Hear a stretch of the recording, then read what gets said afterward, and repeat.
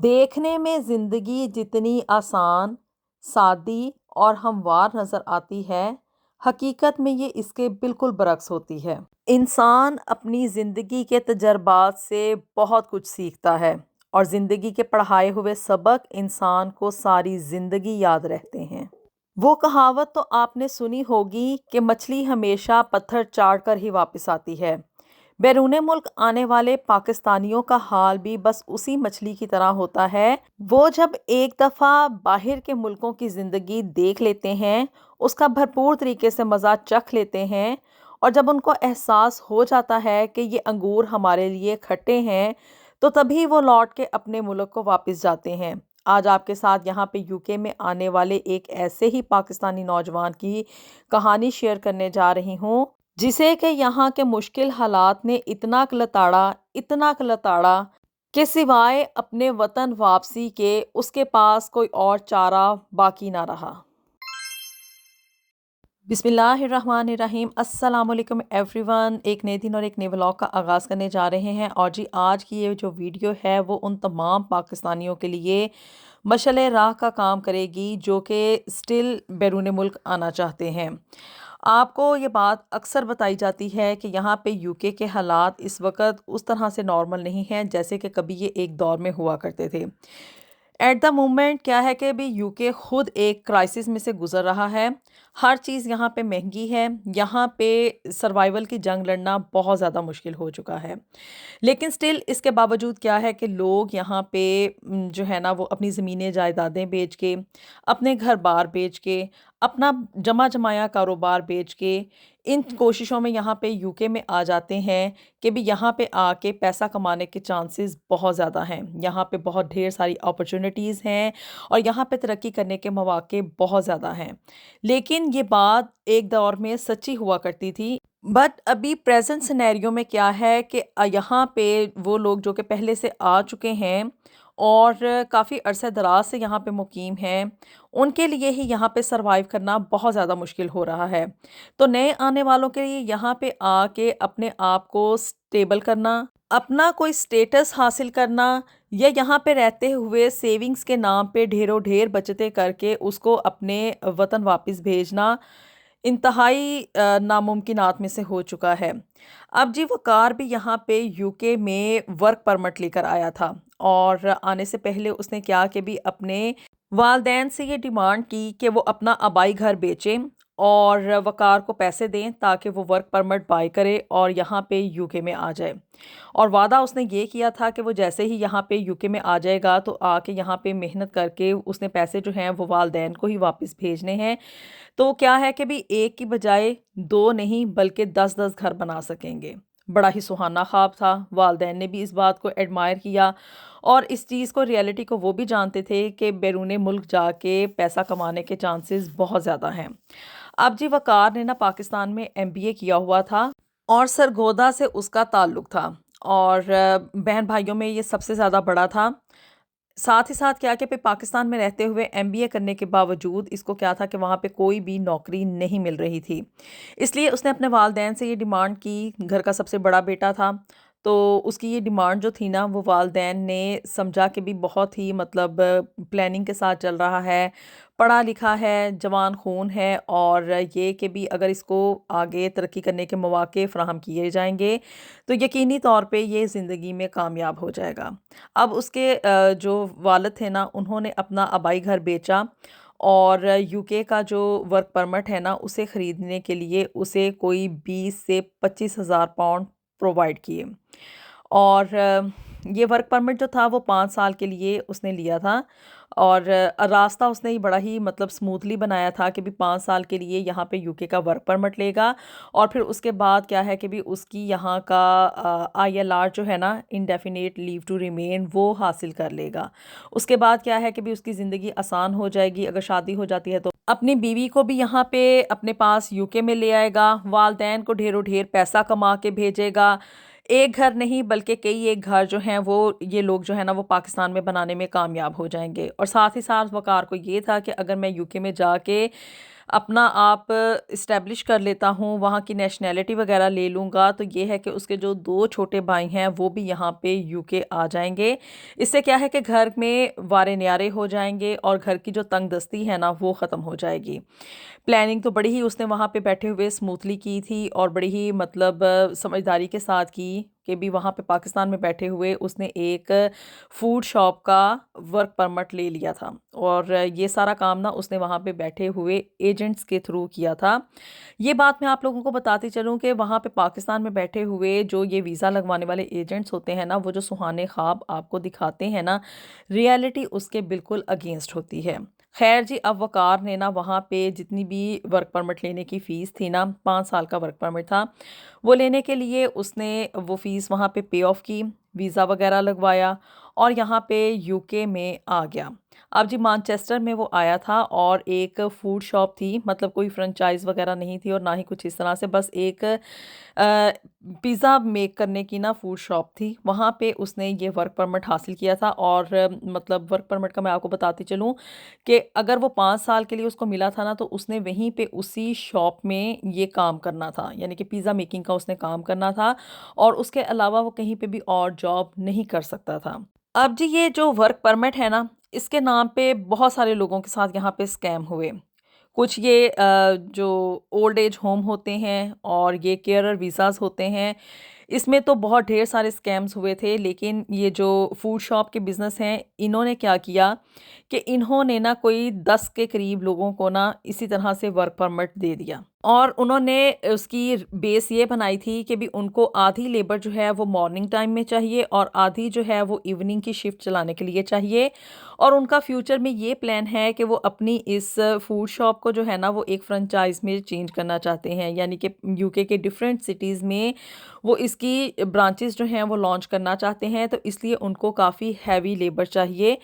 इस नाम पे उन्होंने क्या कि भी 10 के करीब लोगों को ना वर्क परमिट दे के और उनसे पैसे वसूल किए। अब ये एक बड़ा लंबा चौड़ा सिस्टम है कि भी पाकिस्तान में जो एजेंट्स पे वीज़ा लगवा के देते हैं वो अपना कमीशन सेपरेट से रखते हैं और जो उनसी कंपनी ये वर्क परमिट दे रही होती है वो अपना हिस्सा अलहदा से रखती है। अगर बेसिकली देखा जाए ना, तो वर्क परमिट के लिए जो यूके की गवर्नमेंट को पैसे पे किए जाते हैं, उनकी जो फ़ीस है ना वो इसका आधे से भी कम है।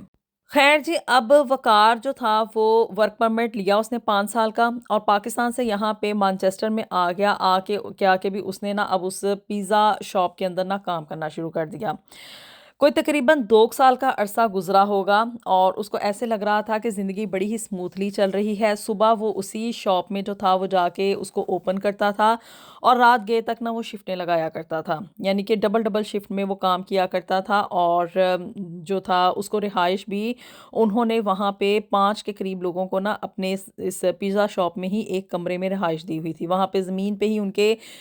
मैट्रेस वगैरह बिछाए हुए थे और वहाँ पे 5 लोग, जिन मतलब 10 लोगों को अगर उन्होंने वर्क परमिट दिया था ना, तो उनमें से 5 को रिहाइश उन्होंने उसी पिज़्ज़ा शॉप के अंदर दी हुई थी। अटैच वा साथ में वॉशरूम था, वही जो कि स्टाफ के यूज़ के लिए होता है और बस इस तरह से मतलब बामुश्किल ही वो लोग ना वहाँ पे गुज़ारा कर रहे थे। लेकिन वक़ार इसलिए मुतमईन था कि भी उसको, यानी कि जिस शॉप में वो काम कर रहा है, उसको वर्किंग आवर्स जो हैं वो ज़्यादा मिल रहे हैं और वो अच्छे खासे ना पैसे कमा रहा था। अब जी 2 साल उसको गुज़रे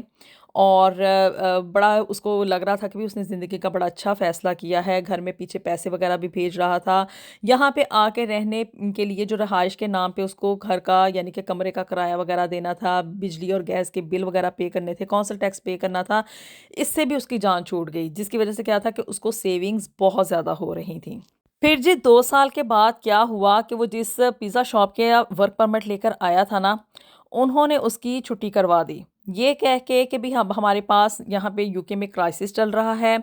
लेबर को बहुत ज़्यादा पैसे देने पड़ रहे हैं और हमारे पास लेबर का स्टाफ बहुत ज़्यादा हो चुका है और क्या कि भी हमारी जो कंपनी है, यानी कि जो हमारी ये फूड शॉप है, वो इतना अखराजात बर्दाश्त नहीं कर सकती। हमारा बिज़नेस जो है वो लॉस में जा रहा है। तो उन्होंने जितने भी ये लोगों का वर्क परमिट निकलवाया था ना, उनको कैंसिल करके उन लोगों को जॉब से फारिग कर दिया। और कहाँ उन्होंने 5 साल के लिए ये कमिटमेंट की थी कि भी आप लोगों को 5 साल के लिए हम अपने पास जॉब पे रखेंगे और उसके बाद क्या है कि भी आप लोग आगे अपना इंडेफिनिट लीव जो है उसको अप्रूव करवा सकते हैं। अब जी 2 साल के बाद ही वक़ार देखे कि भी मेरे साथ तो हाथ हो गए हैं, अब मैं क्या करूँ? कहाँ पे जाऊँ और कहाँ पे नौकरी ढूँढूँ? क्योंकि ये जो वर्क परमिट वाला चक्कर होता है ना, इसमें कहीं पे भी और आपको जॉब नहीं मिल सकती, क्योंकि वीज़ा के ऊपर लिखा हुआ होता है कि भी इस कंपनी के साथ इस बंदे ने काम करना है और यहाँ पे विदाउट वीज़ा आपको कहीं पे भी जॉब नहीं मिलती है। अब जी वकार देखे कि मैं क्या करूं, वापस तो मैं जा नहीं सकता क्योंकि पाकिस्तान में जो घर बनाने का वादा किया था वो भी पूरा नहीं अभी हो सका था। सिर्फ अभी थोड़े से ही पैसे उसने कमा कमा के पाकिस्तान भेजे थे और ये कि भी वालदैन के साथ जो वादे करके आया था उनकी अभी कमिटमेंट भी पूरी नहीं हुई थी। अब वो किस मुंह के साथ पाकिस्तान वापस जाता? खैर जी, अब चूंकि उसको कहीं पे भी काम नहीं मिल रहा था और मैनचेस्टर का ये है कि वहाँ पे ना लोग स्लिप कर जाते हैं। अब जी वकार ने भी यही किया, उसकी ना कुछ लोगों के साथ ऐसी मुलाकात हुई, उन्होंने उसको ये मशवरा दिया कि आप ना अभी मतलब होम ऑफिस वालों ने आपको कोई लेटर नहीं भेजा है कि भी आपका वीज़ा जो है वो कैंसिल हो चुका है या जहाँ पे आप काम कर रहे थे उन लोगों ने आपको निकाल दिया है, तो आप जो है ना अभी थोड़ी देर के लिए अंडरग्राउंड हो जाएं। मीन्स के कहीं पे भी और जॉब ढूंढने की कोशिश ना करें और सिर्फ जो कैश इन हैंड जॉब मिल रही है ना उसी को कंटिन्यू करें,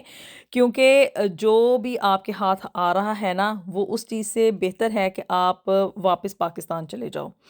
अब जी उसको ये बात सुनने में तो बड़ी अट्रैक्टिव लगी कि भी मैं कैश इन हैंड जॉब कर लूँ, लेकिन ये है कि यहाँ पे पाकिस्तानी और इंडियंस ही देते हैं कैश इन हैंड जॉब और वो इतना का काम करवाते हैं, मतलब वर्किंग आवर्स ज़्यादा होते हैं और जो उनको पे आउट किया जाता है ना उनकी सैलरी वो बहुत ही कम होती है। फिर जी कोई 6 महीने और गुजरे और इसमें क्या कि भी वो इसी तरह से कैश इन हैंड जॉब करता रहा, लेकिन स्टिल क्या था कि उसके पास कोई भी यहाँ पे रहने का लीगल स्टेटस नहीं था। 6 महीने के बाद अब जिस कंपनी के साथ वो ये वर्क परमिट लेकर आया था ना, उन्होंने आगे होम ऑफिस को ये ईमेल सेंड कर दी कि भी हम लोगों ने ना इस तरह से करके हम अखराजात पूरे नहीं कर पा रहे थे और हम लोगों ने ना ये जो बंदे थे ना इनको जॉब से फारिग कर दिया है। अब ये हमें नहीं पता कि भी ये पाकिस्तान वापस चले गए हैं या ये यहाँ पे क्या कर रहे हैं या क्या नहीं कर रहे हैं। अब भी होम ऑफिस के तरफ से ना 6 महीने के बाद वकार को एक ईमेल आई कि आप जो है ना अपना वर्क परमिट उसको लॉस कर चुके हैं, तो आप या तो अब हमें कोई और अपना स्टेटस बताएं, कोई और एप्लीकेशन दें कि आपका यहाँ पे यूके में स्टे करने का कौन सा एक और प्लान है, या आप क्या है कि भी इस फलां तारीख से पहले पहले जो है ना यूके छोड़ के चले जाएं। अब जी वकार देखे कि मैं करूं तो करूं क्या, ना मेरे पास कोई जॉब है कि जहां से मैं कोई पैसे वगैरह कमा सकूं, ना यहाँ पे रहने का कोई लीगल स्टेटस है, रहने के लिए जगह भी मुश्किल ही है कि भी वहाँ का ना तो मैं रेंट पूरा कर सकता हूँ और ना ही यहाँ के अखराजात पूरे हो सकते हैं,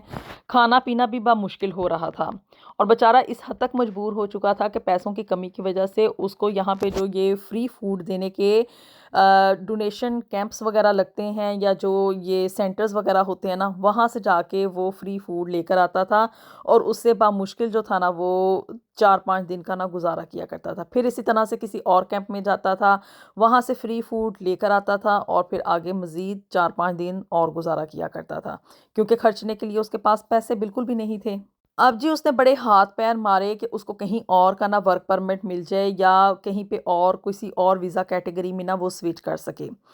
अब कुछ कर करा के ना दोस्तों से उसने और पैसे उधार लिए और यहाँ पे ना एक सोलिसिटर के पास चला गया कि वो उसको कोई तरीका बताए, कोई ऐसा सोल्यूशन बताए कि वो यहाँ पे यूके में मज़ीद स्टे कर सके, क्योंकि पाकिस्तान जाके तो पैसे कमाना नामुमकिन है, लेकिन ये है कि अगर वो यहाँ पे यूके में स्टे कर लेता है तो तब क्या है कि भी उसको उम्मीद होगी कि जैसे ही उसको नौकरी मिलेगी तो वो पैसे कमा के वो कर्ज़ भी वापस कर देगा और अपने वालदैन को भी जो है ना वो पाकिस्तान में पैसे भेज सकेगा। अब जी वकील ने ना आगे से उसको उल्टे सीधे मशवरे देने शुरू कर दिए। मोस्टली यहाँ पे यही होता है कि वकील यहाँ पे अपनी फ़ीसें वगैरह बनाने के चक्करों में लोगों को ज़्यादातर असाइलम की एप्लीकेशन ड्रॉप करने के मशवरे देते हैं और लोग इस बात पे मान भी जाते हैं। सिर्फ क्या है कि भी उल्टे सीधे केस की एक बेस बनानी होती है कि भी हमारी जान को, हमारे ईमान को और हमारे मतलब ना जाने कौन कौन सी चीज़ को ना पाकिस्तान में ख़दशा है, अगर हम लोग वहाँ पे गए तो क्या है कि भी हम लोग अपनी जान से हाथ धो बैठेंगे। अब जी वकील ने उसे ये कहा कि भी यहाँ पे ना आप असाइलम का केस अप्लाई कर लें, क्योंकि अब किसी भी और कंपनी का तो आपको वर्क परमिट नहीं मिलेगा कि मुफ्त में वो आपको वर्क परमिट दे दें। कहीं पे भी और अगर आप वर्क परमिट लेते हैं या मतलब स्टूडेंट वीज़ा कैटेगरी में अप्लाई करते हैं या अगर एज ए डिपेंडेंट अप्लाई करते हैं यहाँ पे पेपर मैरिज करके, तो इन सब वीज़ा कैटेगरीज़ के लिए आपको हैवी फीसिस पे करनी पड़ेंगी। मुफ्त में ऐसा कोई भी वीज़ा नहीं है जो कि आपको मिल जाए। सबसे फ्री और सबसे आसान हल यही है कि सोलिसिटर की फ़ीस पे करो, यानी कि उसकी फ़ीस पे करो और असाइलम की एप्लीकेशन वो ड्रॉप कर देगा। और बेसिस आपको पता है कि असाइलम के केसेस में जो है ना वो एंटी इस्लाम ही होती हैं कि भी या तो मतलब जान को ख़दशा कर दिया जाता है या ये होता है कि भी वहाँ पे वालिदैन उसके ख़िलाफ़ हो गए हैं, उसके मज़हब चेंज करवा दिया जाता है या कादियानी बना दिया जाता है लोगों को, या इस तरह की कोई ना कोई कैटेगरी जो कि एंटी इस्लामिक बेस बना के की जाए ना, उसमें असाइलम के केस अप्रूव होते हैं। अब जी वक़ार को जब सॉलिसिटर ने ये मशवरा दिया ना कि वो कादियानी बन जाए, तो क्या कि भी ये चीज़ ना उसके ज़मीर को गवारा नहीं गुज़री कि वो अपने मज़हब से, अपने दीन से ही फिर के दायरा इस्लाम से ख़ारिज हो के क्या है कि भी यहाँ पे यूके में रहने के लिए कोई स्टेटस क्लियर करे। उसने इस चीज़ से साफ इनकार कर दिया और अब सिर्फ ना उसके पास एक ही रास्ता बचा था और वो ये था कि वो यूके छोड़ के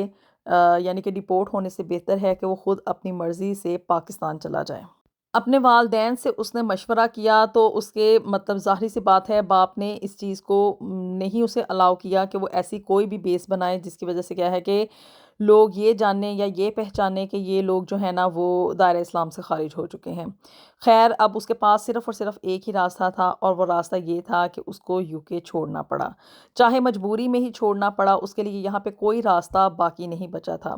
तो वो लोग जो कि अपनी ज़मीनें जायदादें, अपने तमाम असासे, अपने जमे-जमाए कारोबार और हर वो चीज़ जो कि उनके पास पाकिस्तान में नेमत के तौर पे मौजूद होती है, जहाँ पे कि उनका ज़रिया मुआश गुज़र रहा होता है, उनको खाने के लिए 2 वक़्त की रोटी मिल रही होती है, वो अगर उसको बेच के इन चक्करों में बैरून मुल्क आ जाते हैं कि वो यहाँ पे आके ज़्यादा पैसा कमाएँगे, तो यकीन मानिए आप लोग अपनी ज़िंदगी में सबसे बड़ा ब्लंडर मार रहे होते हैं। तो जी वक़ार को मजबूरी में यहाँ पे कोई भी रास्ता ना निकलते हुए क्या कि भी पाकिस्तान वापसी का रास्ता लेना पड़ा और सिर्फ़ इस उम्मीद के साथ गया कि भी उसके वालिदैन ने उसको एक ग्रीन सिग्नल दे दिया था। अब वक़ार के तो वालिदैन ज़िंदा थे, उन्होंने तो अपने बेटे की इस गलती को मतलब पर्दा डालने के लिए या उसको माफ़ करते हुए उसको एक वापसी का रास्ता दे दिया। लेकिन उन लोगों का क्या जिनके के वालिदैन नहीं हैं और वो अकेले ही इस चीज़ का डिसीज़न करते हैं या उनके बहन-भाई होते हैं, लेकिन वो उनको कोई भी वापसी का रास्ता नहीं देते, तो उन लोगों के लिए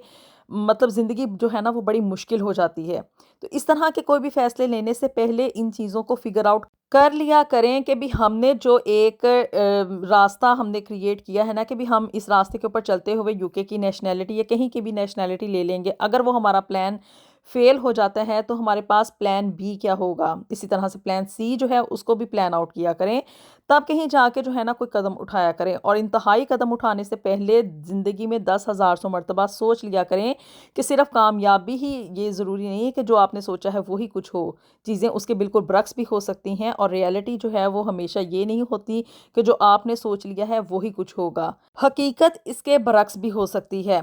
आप लोग अपनी राय का इज़हार ज़रूर कर सकते हैं कि आप लोग इस बारे में क्या सोचते हैं। अपनी दुआओं में हमें याद रखिएगा। अल्लाह ताला हम सब के लिए दुनिया और आखिरत में ढेरों ढेर आसानियाँ पैदा फरमाएँ। मिलेंगे आपसे नेक्स्ट वीडियो में with something new and something very interesting. Until then अल्लाह हाफ़िज़।